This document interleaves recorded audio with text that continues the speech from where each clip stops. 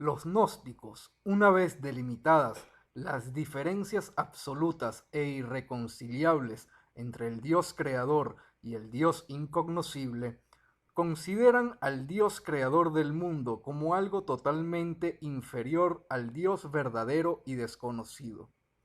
Es lógico entonces que sostengan que todos los mandatos, todas las leyes del Dios creador del universo y del hombre deben ser desobedecidas, porque esa no es la palabra del Dios verdadero, sino del otro, la del impostor, inferior e inepto. Para los gnósticos, todo lo que está en los libros sagrados de las religiones no es la palabra del Dios verdadero e incognoscible, sino la del Dios creador o demiurgo. En esos libros están sus mandamientos, lo que Él desea que los hombres cumplan, cómo deben relacionarse entre ellos y cómo deben adorarlo y servirlo a Él. Los gnósticos concluyen que si esas leyes son las del demiurgo, pueden y deben ser desobedecidas. Los gnósticos se oponen a priori, por principio, a todo lo que provenga del demiurgo, todo lo que el Creador declare, todo lo que ordene, todo lo que exija debe ser desobedecido, porque ese no es el Dios verdadero, sino un impostor que se cree el único. Vista desde afuera y superficialmente por un hombre común, esta posición gnóstica parece una rebeldía abominable. El hombre común imagina que un Dios bueno ha creado al hombre, ama al hombre, desea ayudarlo, ha puesto muchas esperanzas en él y necesita del hombre para perfeccionar y completar su obra. El hombre común vería con horror esta oposición gnóstica contra el Padre bueno que lo ha traído al mundo. El hombre, la mejor de las criaturas que Dios ha creado, se estaría rebelando contra él, oponiéndose a él, renegando de él. ¡Qué cosa horrible! Pero lo que el hombre común no sabe es todo lo que hemos dicho hasta ahora sobre ese Padre bueno y sus obras y proyectos. Para la Gnosis, la rebelión contra el demiurgo no sólo libera al hombre de su esclavitud y servidumbre, también debilita y quita poder a aquel. Con su oposición permanente, el gnóstico paulatinamente va adquiriendo un poder igual y luego superior al del Dios creador. Si el hombre fuera solo un cuerpo y un alma, si estas dos entidades creadas por el demiurgo fueran todo lo que constituye a un hombre, por supuesto que nunca habría rebelión alguna. Nada creado se rebela contra su creador. Lo que ocurre es que hay algo en el hombre que no ha sido creado por el Dios creador, el Espíritu eterno. El Espíritu ha sido traído de afuera, no pertenece a este mundo, ha sido agregado al engendro cuerpo-alma para hacerlo funcionar y evolucionar, pero ha sido puesto allí contra su voluntad. Se encuentra encarcelado en la materia. Es el espíritu lo que se revela. No se revela contra su creador, se revela contra su aprisionador. Escuchen bien, esta rebelión proviene del espíritu. Es lo increado en el hombre lo que aborrece y se opone al Satanás creador y a su obra. Un hombre gnóstico, un hombre que se haya transformado en su propio espíritu, un hombre en quien su espíritu se haya liberado y que apoderándose de su cuerpo y alma los utilice como instrumentos, ese hombre será un gran rebelde, un gran opositor. Sus acciones serán imponentes y demoledoras, como lo es todo espíritu liberado. y como en el caso de Caín, el demiurgo no tendrá poder sobre él. Un hombre semidormido, por el contrario, será un rebelde a medias, buscará a ciegas una salida, se opondrá casi inconscientemente al mundo creado que envuelve y asfixia a su espíritu. Su accionar semiconsciente no permitirá una rebeldía u oposición capaces de poner en peligro al demiurgo y su obra. Dijimos que en el proceso de liberación del espíritu, el hombre va adquiriendo un poder igual y luego superior al del Dios creador.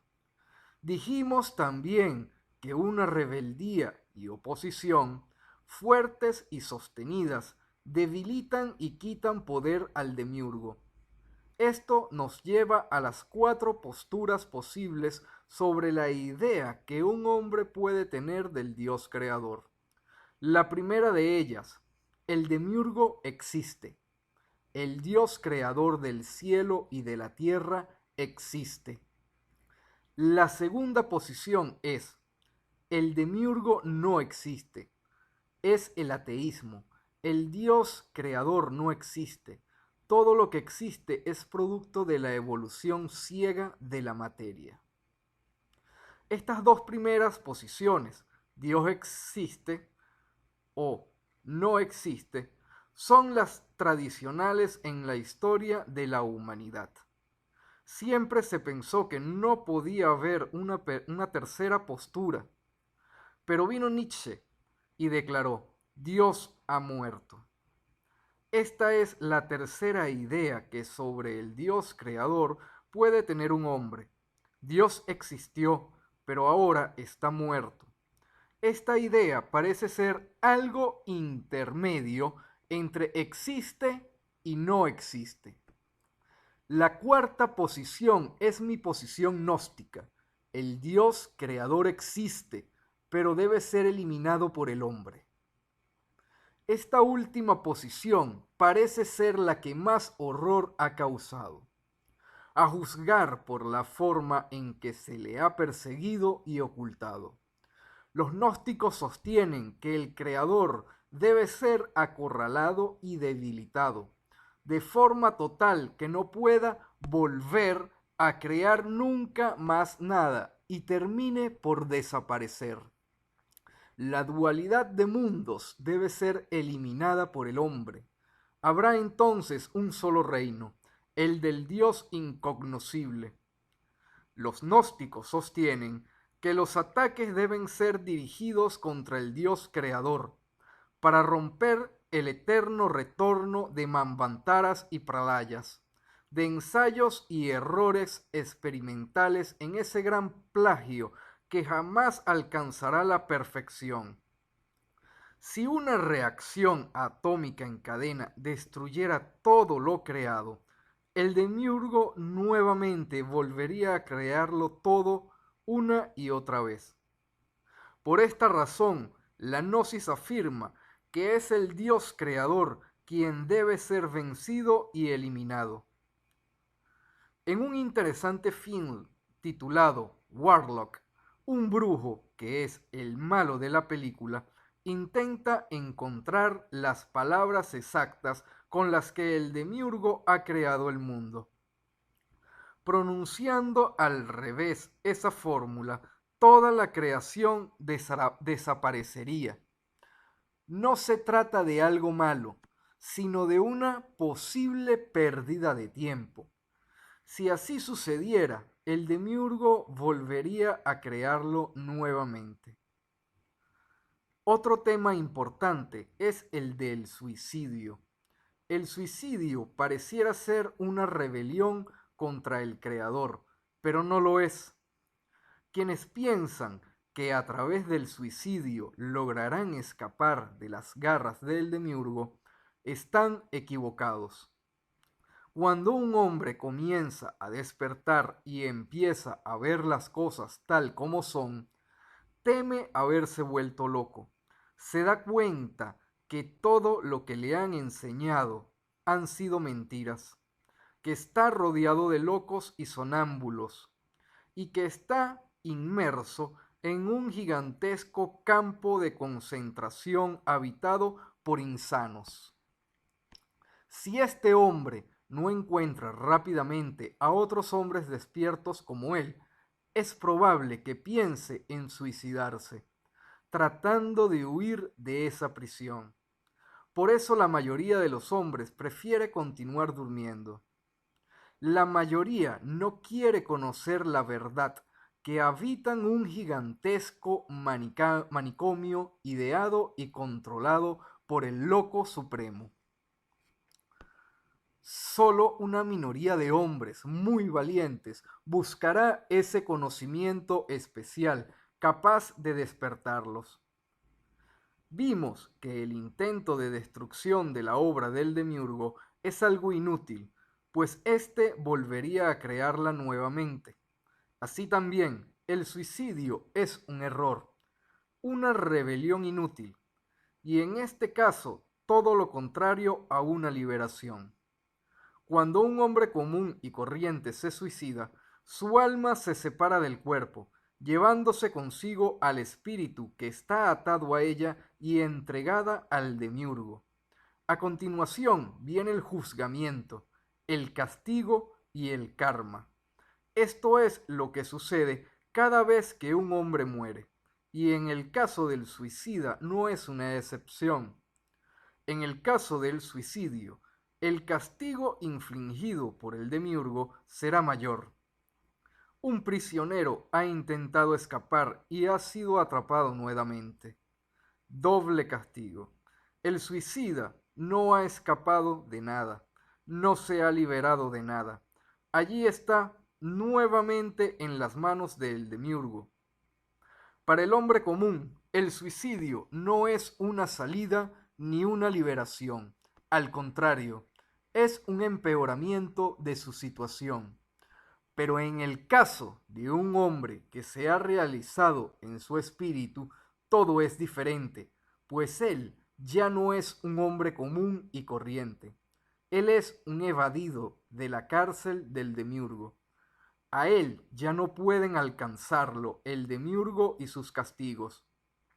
Las leyes del karma ya no existen para él. Él se ha transformado voluntariamente en algo increado dentro del mundo creado y puede hacer lo que quiera, incluso suicidarse. Su cuerpo y su alma impuros han sido divinizados por el espíritu y ya no pertenecen al demiurgo. Su cuerpo, alma y espíritu se han convertido en una sola cosa, indestructible, inmortal y eterna.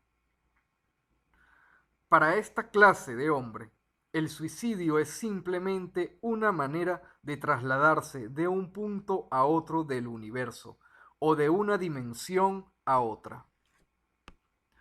Este tipo de hombre es el que está descrito en el mito cristiano.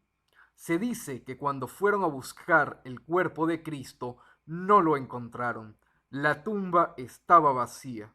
Claro, si el espíritu se había llevado al cuerpo y al alma con él, después de la muerte. El cuerpo y el alma espiritualizados, transformados en una unidad indisoluble con el espíritu, se marchan con él. Veamos el ejemplo de un suicida famoso, ahora que hablamos del cristianismo. Ese suicida es Judas, el hombre que traicionó a Jesucristo. Un hombre común, desinformado y confundido. Diría que Judas es un monstruo, que por su culpa Jesucristo fue crucificado. Judas es el malo de esta historia. ¿Quién podría creerlo? Sin embargo, para los gnósticos, Judas es un héroe, un benefactor de la humanidad, que con su traición ayudó a que se cumpla la misión de Jesucristo. Incluso existió un evangelio de Judas, que narraba todos estos sucesos desde el punto de vista de él.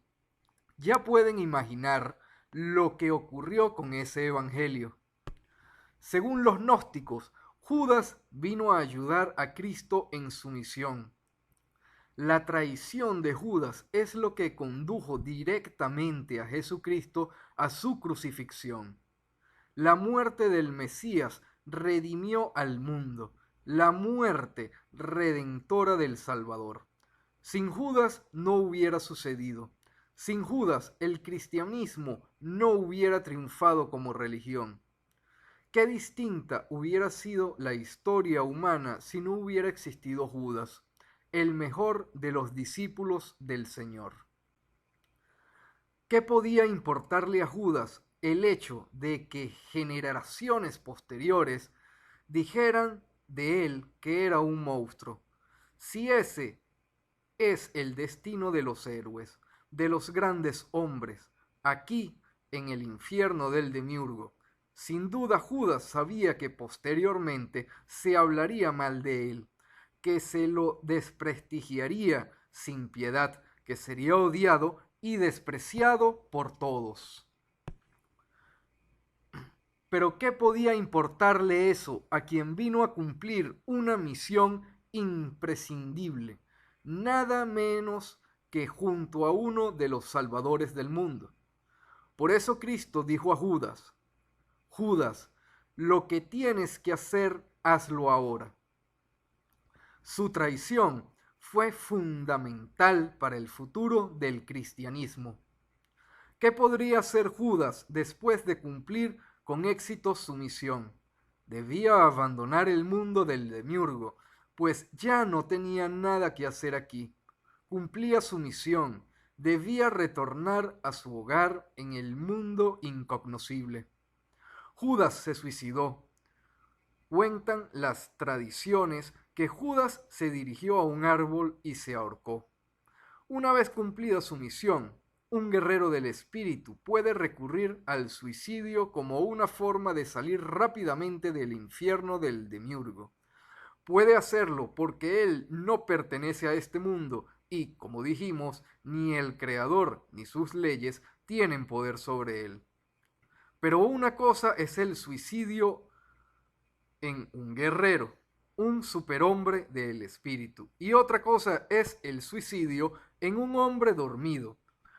Por eso no es lo mismo el suicidio de Judas que el suicidio de un hombre común y corriente, que se desespera por cualquier tontería del mundo de la materia y un buen día se mata. Afirman los gnósticos que el árbol en que Judas se colgó no era otro que el árbol del Edén.